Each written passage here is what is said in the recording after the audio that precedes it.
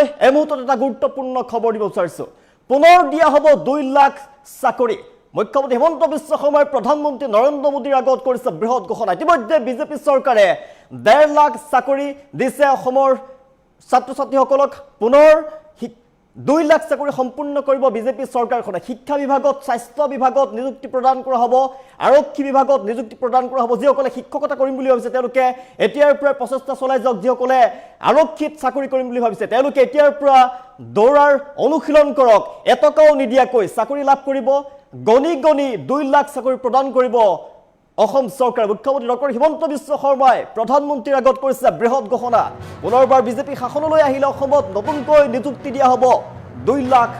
চাকৰি প্ৰধানমন্ত্ৰীৰ সন্মুখতে মুখ্যমন্ত্ৰী হিমন্ত বিশ্ব শৰ্মাই কৰিছে বৃহৎ ঘোষণা পুনৰ বিজেপি চৰকাৰ আহিলে দিয়া হ'ব 2 লাখ চাকৰি এই বছৰ 1.5 লাখ যুৱক যুৱতীক দিয়া হৈছে চাকৰি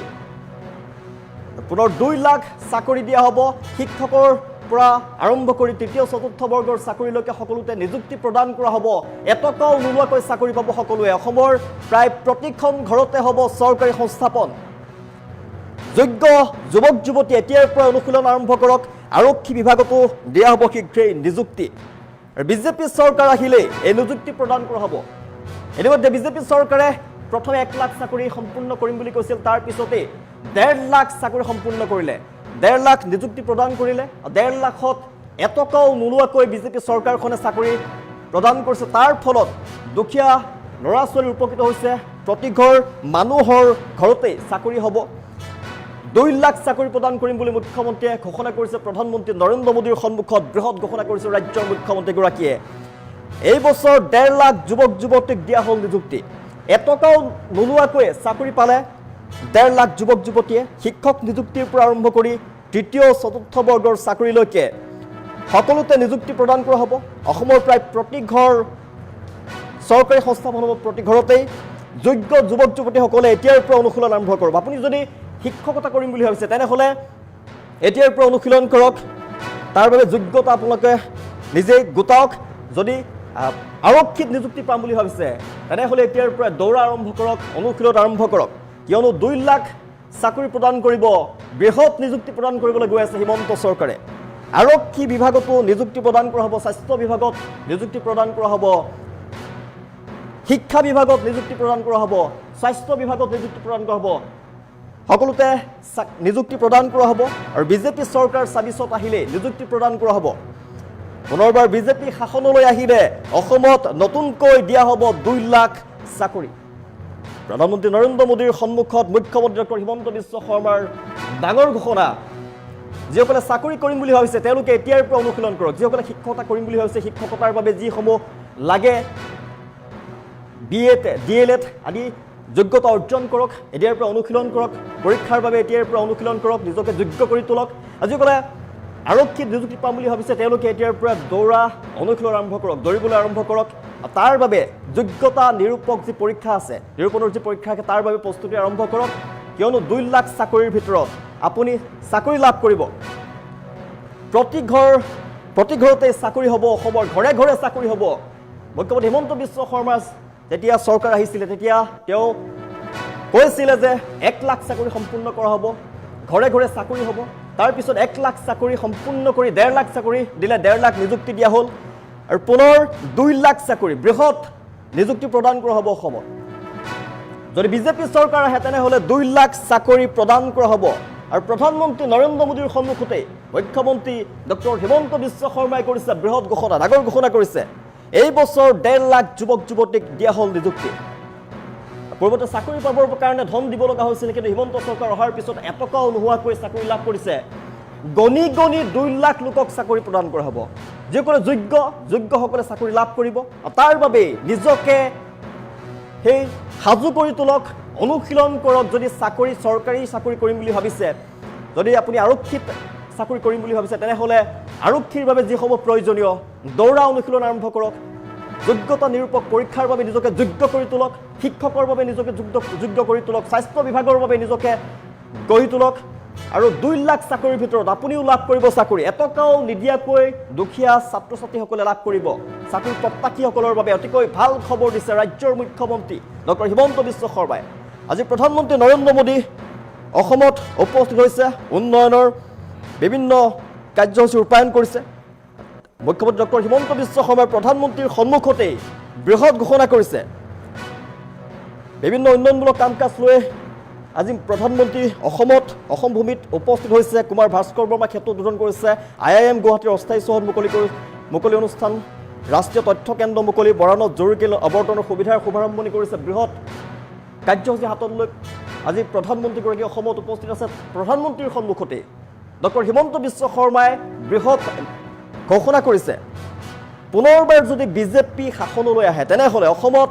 নতুনকৈ দিয়া হ'ব 2 লাখ চাকৰি প্ৰধানমন্ত্ৰীৰ সন্মুখত মুখ্যমন্ত্ৰী ডক্টৰ হিমন্ত বিশ্ব শৰ্মাৰ বৃহৎ ঘোষণা এই বছৰ 1.5 লাখ যুৱক যুৱতীক দিয়া হ'ল নিযুক্তি এটকাও ঘোষ নিদিয়াকৈ চাকৰি লাভ কৰিলে দুখীয়া ছাত্ৰ ছাত্ৰীসকলে শিক্ষক নিযুক্তিৰ পৰা আৰম্ভ কৰি তৃতীয় চতুৰ্থ বৰ্গৰ চাকৰিলৈকে স্বাস্থ্য বিভাগত আৰক্ষী বিভাগত প্ৰতিটো বিভাগতে চাকৰি প্ৰদান কৰা হ'ব আৰু গণি 2 লাখ লোকক চাকৰি প্ৰদান কৰা হ'ব অসমৰ প্ৰতিখন ঘৰতে চৰকাৰী সংস্থাপন লাভ কৰিব যোগ্য যিসকল যুৱক যুৱতী তেওঁলোকে এতিয়াৰ পৰাই অনুশীলন আৰম্ভ কৰক আৰক্ষী বিভাগত যিসকলে চাকৰি কৰিম বুলি ভাবিছে তেওঁলোকে নিজকে যোগ্য কৰি তোলক দৌৰা আৰম্ভ কৰক আৰক্ষীৰ বাবে যিসমূহ যোগ্যতা লাগে যোগ্যতা নিৰূপণৰ যি পৰীক্ষাৰ বাবে নিজকে সাজু কৰি তোলক এতিয়াৰ পৰা অনুশীলন আৰম্ভ কৰক যিসকলে শিক্ষকতা কৰিম বুলি ভাবিছে শিক্ষকতাৰ বাবে যিসমূহ লাগে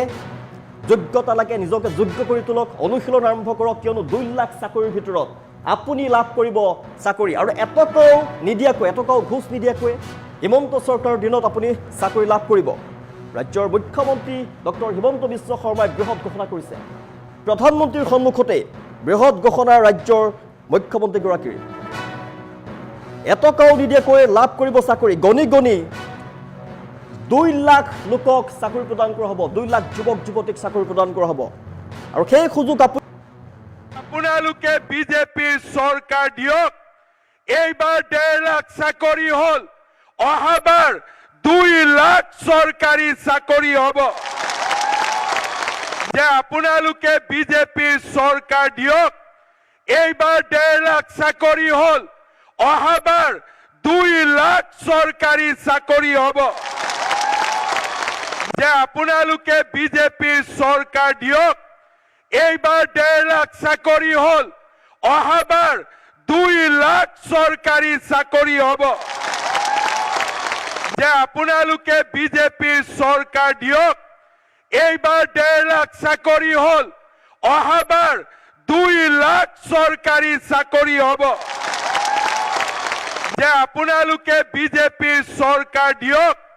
এইবাৰ 1.5 লাখ চাকৰি হ'ল অহাবাৰ 2 লাখ চৰকাৰী চাকৰি হ'ব যে আপোনালোকে বিজেপিৰ চৰকাৰ দিয়ক এইবাৰ 1.5 লাখ চাকৰি হ'ল অহাবাৰ 2 লাখ চৰকাৰী চাকৰি হ'ব যে আপোনালোকে বিজেপিৰ চৰকাৰ দিয়ক এইবাৰ 1.5 লাখ চাকৰি হ'ল অহাবাৰ 2 লাখ চৰকাৰী চাকৰি হ'ব যে আপোনালোকে বিজেপিৰ চৰকাৰ দিয়ক এইবাৰ 1.5 লাখ চাকৰি হ'ল অহাবাৰ 2 লাখ চৰকাৰী চাকৰি হ'ব যে আপোনালোকে বিজেপিৰ চৰকাৰ দিয়ক এইবাৰ 1.5 লাখ চাকৰি হ'ল অহাবাৰ 2 লাখ চৰকাৰী চাকৰি হ'ব যে আপোনালোকে বিজেপিৰ চৰকাৰ দিয়ক এইবাৰ 1.5 লাখ চাকৰি হ'ল অহাবাৰ 2 লাখ চৰকাৰী চাকৰি হ'ব যে আপোনালোকে বিজেপিৰ চৰকাৰ দিয়ক এইবাৰ 1.5 লাখ চাকৰি হ'ল অহাবাৰ 2 লাখ চৰকাৰী চাকৰি হ'ব যে আপোনালোকে বিজেপিৰ চৰকাৰ দিয়ক এইবাৰ 1.5 লাখ চাকৰি হ'ল অহাবাৰ 2 লাখ চৰকাৰী চাকৰি হ'ব যে আপোনালোকে বিজেপিৰ চৰকাৰ দিয়ক এইবাৰ 1.5 লাখ চাকৰি হ'ল অহাবাৰ 2 লাখ চৰকাৰী চাকৰি হ'ব যে আপোনালোকে বিজেপিৰ চৰকাৰ দিয়ক এইবাৰ 1.5 লাখ চাকৰি হ'ল অহাবাৰ 2 লাখ চৰকাৰী চাকৰি হ'ব যে আপোনালোকে বিজেপিৰ চৰকাৰ দিয়ক এইবাৰ 1.5 লাখ চাকৰি হ'ল অহাবাৰ 2 লাখ চৰকাৰী চাকৰি হ'ব যে আপোনালোকে বিজেপিৰ চৰকাৰ দিয়ক এইবাৰ 1.5 লাখ চাকৰি হ'ল অহাবাৰ 2 লাখ চৰকাৰী চাকৰি হ'ব যে আপোনালোকে বিজেপিৰ চৰকাৰ দিয়ক এইবাৰ 1.5 লাখ চাকৰি হ'ল অহাবাৰ 2 লাখ চৰকাৰী চাকৰি হ'ব যে আপোনালোকে বিজেপিৰ চৰকাৰ দিয়ক এইবাৰ 1.5 লাখ চাকৰি হ'ল অহাবাৰ 2 লাখ চৰকাৰী চাকৰি হ'ব যে আপোনালোকে বিজেপি